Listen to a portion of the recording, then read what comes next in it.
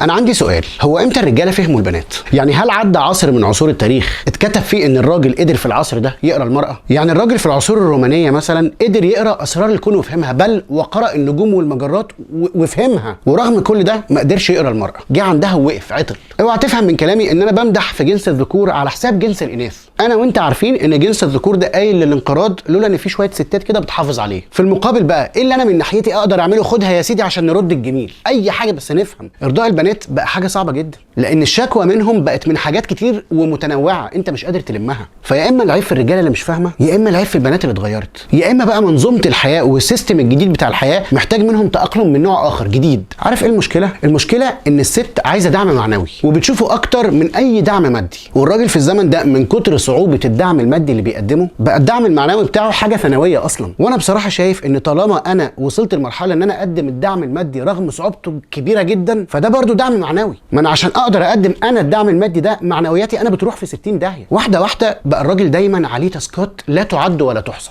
والست دايما مش عاجبها وشايفاه مش مهتم. فيا اما هو بيعمل التاسكات دي بشكل غلط، يا اما الست مش عايزه التاسكات دي وعايزه حاجه تانية. بقول لك في حاجه غلط في المنظومه بتاعت جيلنا، وده يفسر نسبه الطلاق الزايده عن اي جيل قبلنا. انا معظم العلاقات اللي بقيت بشوفها مشوهه. انا مش معترض ان الراجل لازم يدادي ويحايل ويحل كمان مشكله، وكمان يصرف عليها ويتحمل تقلباتها وهرموناتها وعياطها، لان هي في المقابل بتقدم امومه وبتقدم ان هي زوجه صالحه وبتقدم كتير. حط عليه كمان بقى البند زياده بتاع ان انت فيزيكال اقوى، فلازم مثلا انت اللي تسوق 100 كيلو عشان تغير لها فرده كاوتش نايمه وهي على الصحراوي. انا مش معترض على كل ده، امال احنا رجاله ليه؟ انا اعتراضي ان بعد كل ده في اقرب خناقه ممكن تتهمك اتهامات فظيعه. يعني مثلا عايزك تعمل كل ده بس لو جدع انسى تاريخ اول يوم اتقابلتوا فيه ولا تاريخ جوازكم، هترزعك واحده انت مش مهتم هتخرم ودانك. وزود عليها بقى انا مش عايزاك تسوق ال 100 كيلو، انا كل اللي عايزاه تفتكر اليوم ده. المره الجايه لما الكاوتش بتاعها هيبوظ وتكلمك في التليفون رد قول لها 8 ديسمبر 2024 سلام عليكم باي باي.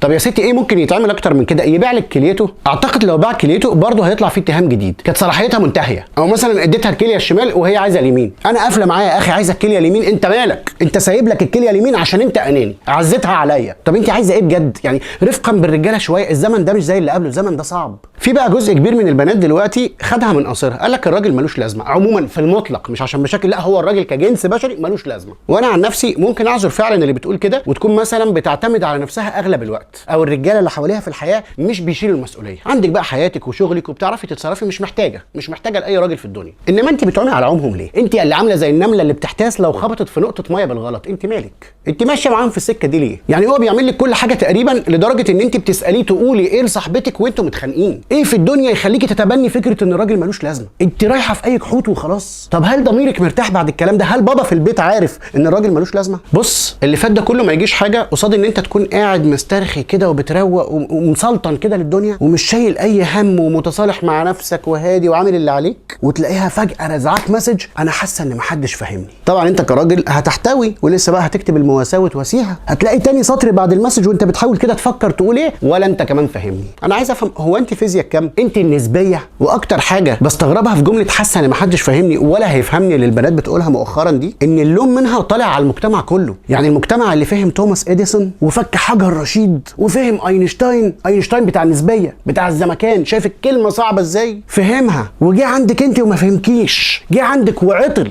ايه بقى اللي انت شايفاه معقد في تفكيرك للدرجه دي؟ في عندك جوه لوغاريتمات نظريات معقده، صدقيني انت ابسط من كده والحياه ابسط من كده، ولو مش فاهمك فهميه، ما تفهميه، ما تحسسيهوش ان هو محتاج ياخد كورس عشان يتعامل معاكي. مصعبه حياتك ليه؟ انا عايزك تجاوبيني ايه المعقد فيكي يخلي مثلا راجل ناضج زيي دخل في الثلاثينات وشاف ناس اشكال وخبرات وناس اتولدت وناس ماتت وكيانات اقتصاديه كامله انهارت قدام عينيه وكورونا جت وحاجات كتير، زودي على كل ده نجح وذاكر ودخل جامعه واتخرج، ايه اللي يخليه ما يفهمكيش؟ في فرق لغه يا ماما؟ انت واضحه جدا وباينه جدا، انت لغايه دلوقتي بتحضني الدبدوب وانت نايمه، متخيله؟ طب بذمتك انت فاهمه نفسك؟ ردي على تعالي، انت فاهمه نفسك؟ قولي لي ايه الغامض فيا؟ قولي لي انا الغامض فيا كذا، يمكن الغمام يزال عن عيني وارى ما لم استطع ان اراه في هذه الشخصيه الكومبليكيتد. بتصعبوها علينا ليه يا جماعه؟ ما تشتكوا بحاجات يكون حلها سهل ومقدور عليه، موضوع اقدر المه، انا اوريدي حايز في الدنيا. قولي زهقانه فنتفسح، جعانه نروح ناكل، بلاش كل ده. قولي ان انت خايفه اطمنك، اقول لك ما تخافيش وهتبقي زي الفل. قولي لي مشكله اجاوبها بمعلش يبقى حلها معلش. المهم تديني مشكله اقدر امسك لها حل، لكن كونك فاهمه ان انا اصلا مش فاهمك وكمان ما حدش فاهمك، انا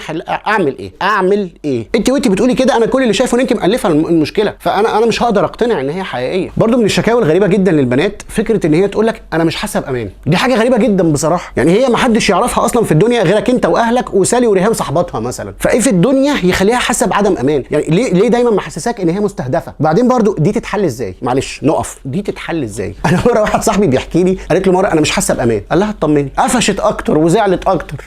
انا مش فاهم المفروض كان يعمل ايه؟ يتعاقد مع شركه امن، يجيب 2 سكيورتي كده يقفوا حوالين البيت يلفوا دوريات. ما توضحي بالظبط انت مش حاسه بامان في ايه؟ في بيتكم، في العلاقه، في المطلق، خليكي اوضح من كده، يعني بلاش الامور العايمه. وبعدين برضو يا اخي طول ما انت مرتبط بتدخل في شويه مشاكل بتلخبطك جدا. يعني مثلا ممكن تصحى الصبح لسه بتقول يا هادي عشان تبدا يوم جديد، تلاقيها بتكلمك وصوتها مبحوح وحزين لدرجه ان انت بتتوقع ان عندهم حاله وفاه، يعني اللي هو لسه هتعزيها بقى. تلاقي سبب زعلها حاجه بالنسبه لك انت، لا ان هي مش عارفه مثلا هتلبس ايه في فرح صاحبتها، عندها 3 افراح الشهر ده وحرقت 3 فساتين، هتعمل مصيبه كبيره. لازم تفهمي فرق الاجناس. احنا ساعات بنخرج من الشغل بالبدله على الفرح على القهوه وبنرجع البيت ومحدش بيبقى واخد باله اصلا ان هو كان لابس بدله. احنا بنلبس بدله اخونا الكبير بنروح بيها افراح قرايبنا ومحدش بياخد باله. ليه ما ينفعش تكرري نفس الفستان؟ هو كوبليه في اغنيه؟ ما تكرري الفستان عادي. هو حد هيقعد يفتكر؟ انا عندي سؤال، هو الفساتين دي كلها بتشيلوها فين؟ بتأجروا اوتيليه؟